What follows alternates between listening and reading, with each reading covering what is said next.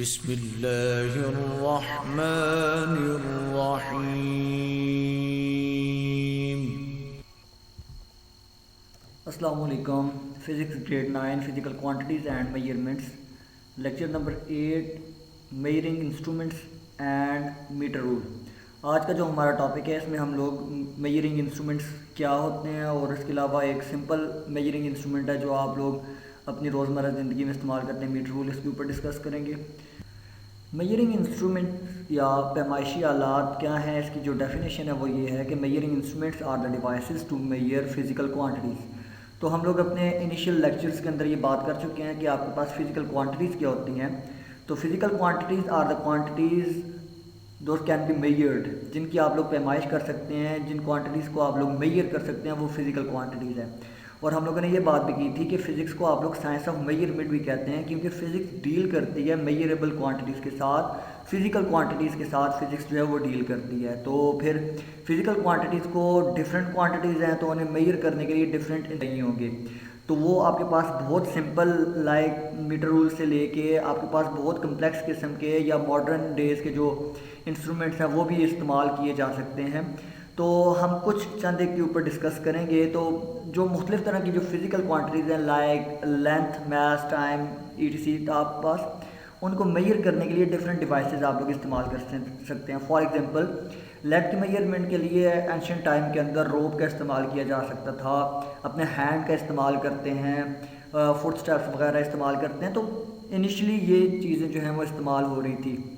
जो जो वक्त गुजरता गया तो लेंथ की मेजरमेंट के लिए इंस्ट्रूमेंट्स को अपने वक्त के लिहाज से उन्हें चेंज किया गया। मीटर रूल इस्तेमाल हो रहा है, मेजरिंग टेप इस्तेमाल हो रही है, स्क्रू गेज, वर्नियर कैलिपर के ऊपर भी हम लोग डिस्कस करेंगे आगे जाके। तो ये जो है ये इंस्ट्रूमेंट जो है वो लेंथ को मेजर करने के लिए इस्तेमाल हो सकते हैं। इसके अलावा एटॉमिक लेवल के ऊपर भी मेजरमेंट की जा सकती है। तो लेंथ की मेजरमेंट के लिए आप लोग ये इंस्ट्रूमेंट इस्तेमाल करते हैं। इसके अलावा अगर बात की जाए मैथ्स की मेजरमेंट के लिए तो आप लोग उसके अंदर बहुत ही आपके पास बहुत सिंपल किस्म के भी मौजूद है। उसके अलावा डिजिटल किस्म के इंस्ट्रूमेंट मौजूद है जो कि आप लोग मैथ्स मेजरमेंट के लिए इस्तेमाल कर सकते हैं। इसके अलावा आपके पास टाइम मेजरिंग डिवाइसेस हैं। एंशियंट टाइम के अंदर आप लोग लाइक शेडो को इस्तेमाल करते थे और उस साए की मदद से आप लोग वक्त का पैमाइश कर सकते थे। उसके अलावा सैंड के इंस्ट्रूमेंट यूज़ किए जा सकते थे। अभी आपके पास एनालॉग स्टॉप वॉचेस मौजूद है, उसके अलावा डिजिटल वॉचेस मौजूद हैं। तो ये टाइम मेजरिंग डिवाइसेस आपके पास आ जाती हैं, टाइम मेजरिंग इंस्ट्रूमेंट्स आपके पास आ जाते हैं। उसी तरह अगर टेम्परेचर भी एक आपके पास फिजिकल क्वांटिटी है, टेम्परेचर को मेजर करने के लिए आप लोग थर्मोमीटर इस्तेमाल कर सकते हैं। आपके पास बहुत ही सिंपल किस्म के थर्मोमीटर जिसके अंदर मरकरी का इस्तेमाल किया जा रहा है, आप लोग जिन्हें क्लिनिकल थर्मोमीटर भी कहा जाता है, उन्हें इस्तेमाल करते हैं। उसके अलावा बहुत हाई टेम्परेचर मेजर करने के लिए आप लोग लेज़र का इस्तेमाल करते सकते हैं। मुख्तलिफ इलेक्ट्रोमैग्नेटिक वेव्स आप लोग इस्तेमाल करते हैं ताकि आप लोग हाई टेम्परेचर को मेजर कर सकें। स्टार्स का टेम्परेचर मेजर करने के लिए उनकी जो रोशनी आ रही होती है उसको उसकी वेवलेंथ को मेजर करके टेम्परेचर को मेजर किया जा सकता है। तो मुख्तलिफ़ तरह की टेम्परेचर को मेजर करने के लिए भी डिवाइसेस जो है वो मौजूद हैं। तो इसके अलावा वॉल्यूम के मेजर करने के लिए आप लोग मुख्तलिफ़ तरह के इंस्ट्रूमेंट इस्तेमाल करते हैं लाइक ब्यूरेट आ गई, ग्रेजुएटेड सिलेंडर आ गया, पिपेट आ गई, वॉल्यूमेट्रिक फ्लास्क आ गई। तो ये जो है ये लिक्विड का वॉल्यूम मेजर करने के लिए आप लोग इंस्ट्रूमेंट का इस्तेमाल करते हैं लैब के अंदर। इसके साथ अगर आप लोग इलेक्ट्रॉनिक या इलेक्ट्रिकल डिवाइसेस की बात करते हैं तो ये इंस्ट्रूमेंट जो है मल्टीमीटर कहलाता है। इसके अंदर आप लोग रेजिस्टेंस हो गई, वोल्टेज आप लोग मेजर कर सकते हैं या करंट की मेजरमेंट कर सकते हैं। तो इलेक्ट्रॉनिक और इलेक्ट्रिकल लेवल के ऊपर आप लोग इस मल्टीमीटर को इस्तेमाल करते हैं। फिज़िकल क्वांटिटीज़ लाइक करंट हो गया, वोल्टेज हो गई या रेजिस्टेंस जो है उससे मेजर कर सकते हैं। अगर स्पीड की मेजरमेंट की बात करें तो आपके पास आपकी गाड़ियों के अंदर जो है वो स्पीडोमीटर मौजूद होते हैं जिसकी मदद से आप लोग स्पीड की मेजर कर सकते हैं। वो रोटेशन, टायर की रोटेशन को मेजर करके आपको बता देता है कि कितनी स्पीड के साथ कोई व्हीकल मूव कर रहा है। उसके अलावा आप लोग लेज़र का इस्तेमाल भी कर सकते हैं जिसकी मदद से आप लोग स्पीड की मेजर करते हैं। आप लोगों ने क्रिकेट के अंदर भी देखा होगा कि बॉल की स्पीड को मेजर करने के लिए भी मेजरिंग डिवाइस मौजूद होती है जिसकी मदद से आप लोग स्पीड को मेजर कर सकते हैं। इसके अलावा अगर मॉडर्न डेज़ के लिए बात करें तो आपके पास मैग्नीफिकेशन के लिए वैसे आप लोग सिंपल माइक्रोस्कोप लाइक जिसे आप लोग मैग्नीफाइंग ग्लास कहते हैं वो भी इस्तेमाल करते हैं, या कंपाउंड माइक्रोस्कोप का इस्तेमाल किया जा सकता है, लैब्स के अंदर इस्तेमाल किया जाता है, लेबॉर्ट्रीज़ के अंदर इस्तेमाल किया जा सकता है। अगर आप लोग और बेहतर मैग्नीफिकेशन चाहते हैं तो आप लोग एटॉमिक फोर्स माइक्रोस्कोप का इस्तेमाल करते हैं। इसके अलावा स्कैनिंग टनलिंग माइक्रोस्कोप का इस्तेमाल कर सकते हैं और स्कैनिंग इलेक्ट्रॉन माइक्रोस्कोप का इस्तेमाल करते हैं। तो ये आपके पास मैग्नीफिकेशन के लिए आपके पास मुख्तलिफ तरह की डिवाइसेस हैं जो कि आप लोग मैग्नीफाई करते हैं और चीज़ों को या एटम्स के इवन दरमियान डिस्टेंस को आप लोग मेजर कर सकते हैं। तो ये आपके पास मेजरिंग डिवाइसेस जो हैं वो मॉडर्न डेज़ के अंदर इस्तेमाल की जा रही हैं और बहुत छोटे लेवल के ऊपर आप लोग मेजरमेंट कर सकते हैं।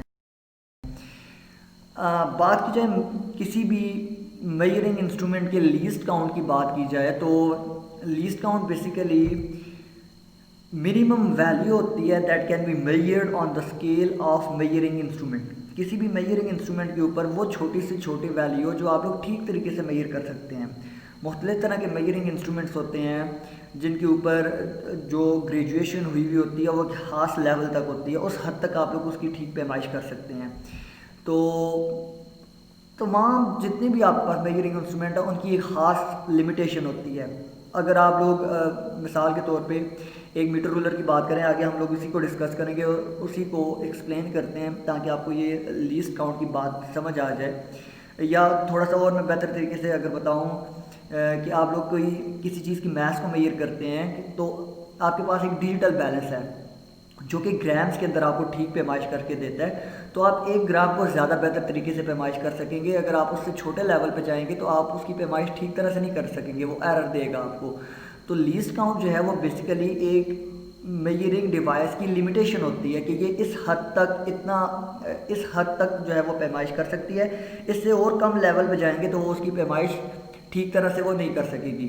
तो मीटर रूलर की बात कर लेते हैं हम लोग। मीटर रूलर बेसिकली आपके पास एक ऐसी डिवाइस है जो कि किसी भी ऑब्जेक्ट की लेंथ को मेजर करने के लिए या 2 पॉइंट्स के दरमियान डिस्टेंस मेजर करने के लिए इस्तेमाल की जाती है। तो मीटर रूलर तो आप अपनी डेली लाइफ के अंदर इस्तेमाल करते हैं। तो मीटर रूलर जो है वो आपके पास एक्चुअली लेंथ की मेजरमेंट के लिए इस्तेमाल किया जाता है।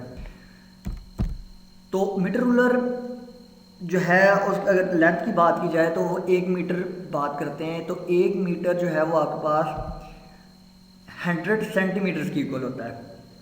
और अगर इसी सेंटीमीटर को कन्वर्जन करें, आप लोगों ने प्रीफिक्सेस को पढ़ा हुआ है, तो प्रीफिक्सेस को अगर कन्वर्ट करेंगे हम लोग 1 सेंटीमीटर को मिलीमीटर में कन्वर्ट करेंगे तो that will be 1 millimetre 10 millimetre. 1 centimetre जो है वो 10 मिलीमीटर की इक्वल आएगा। तो हम लोग 100 मल्टीप्लाई बाय सेंटीमीटर की जगह 10 मिलीमीटर लिख सकते हैं। तो इससे हमें ये पता चलेगा कि 1 मीटर जो है वो 1000 मिलीमीटर की इक्वल आ जाएगा।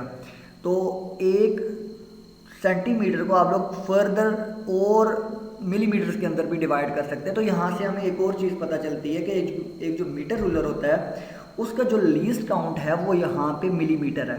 तो क्योंकि स्मॉलेस्ट जो डिवीजन यहाँ पे आ रही है वो मिलीमीटर की आ रही है, तो एक मीटर जो मीटर रूलर है वो जो स्मॉलेस्ट जो मेजरमेंट कर सकता है वो मिलीमीटर की कर सकते हैं। तो लिहाजा यही उसका लीस्ट काउंट आपके पास आ जाएगा।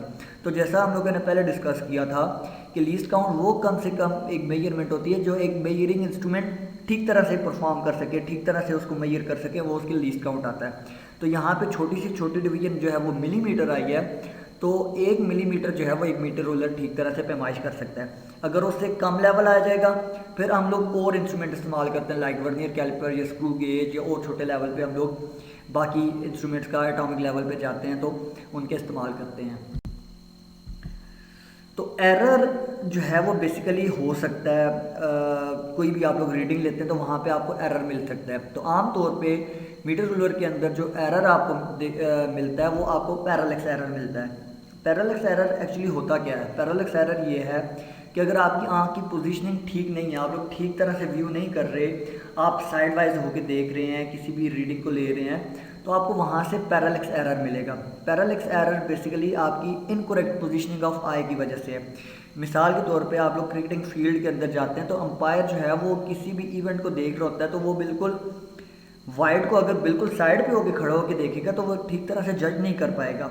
तो वो बिल्कुल स्टम्प्स के साथ और सामने होकर खड़ा होता है ताकि उसको जो इवेंट हो रहा है वो ठीक तरह से उसे व्यू कर सके, तो वहाँ से उसे पैरालैक्स एरर नहीं मिलेगा।